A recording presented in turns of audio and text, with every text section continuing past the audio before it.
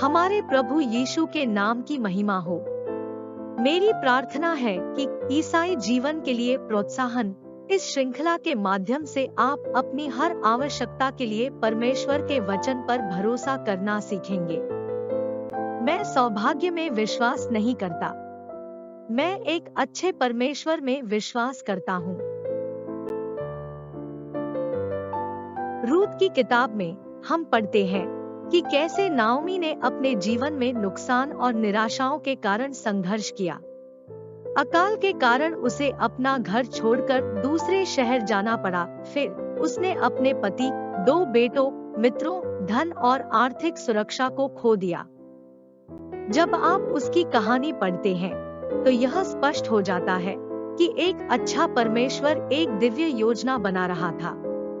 हम अध्याय 1 में पढ़ते हैं कि नाओमी और उसकी बहू रूत जौ की फसल की शुरुआत के ठीक समय पर बेतलेहम वापस आ गई।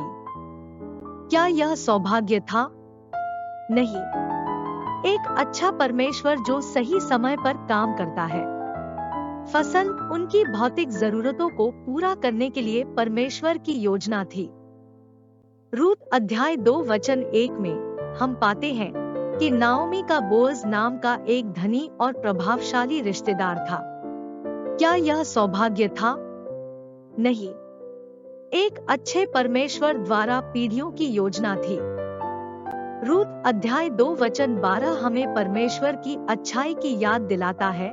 यहोवा तेरी करनी का फल दे, और इस्राएल का परमेश्वर यहोवा जिसके पंखों के तले तू शरण लेने आई है, तुझे पूरा बदला दे।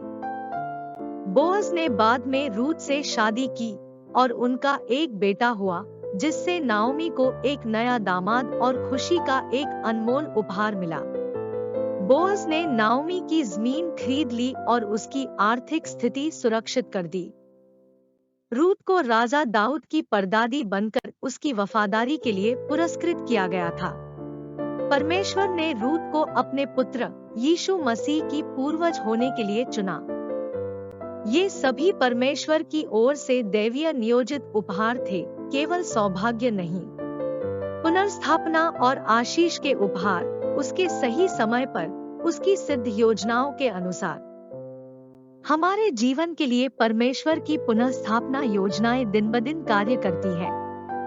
हम पिछले कुछ वर्षों में हुई बहुत सी अच्छी चीजों को देख सकते हैं और मुस्कुराए बिना नहीं रह सकते, क्योंकि हम परमेश्वर के चमत्कार देखते हैं, न कि केवल सौभाग्य की लकीरें। मानव जीवन अक्सर कठिन होता है, लेकिन हम आश्वस्त हो सकते हैं कि परमेश्वर हमारे हृदय को चंगा कर सकता है और शक्ति, शांति, आशा, विश्वास और आनंद को पुनर्स्थापित कर सकता है, जैसा उसने नाओमी और रूत के लिए किया था। परमेश्वर हमेशा नियंत्रण में रहता है, हमारे जीवन के लिए अच्छी योजनाएं बनाने के लिए पर्दे के पीछे काम करता है। यह न केवल हमें बड़ी आशा देता है, बल्कि हमें आनंद के साथ जीने के लिए भी तैयार करता है, भले ही जीवन हमें कुछ भी दे। प्रिय प्रभु, मैं आप पर भरोसा करता हूँ और मेरे जीवन में होने वाली सभी अच्छी चीजों का श्रेय आपको देता हूँ। यीशु के नाम में, आमीन।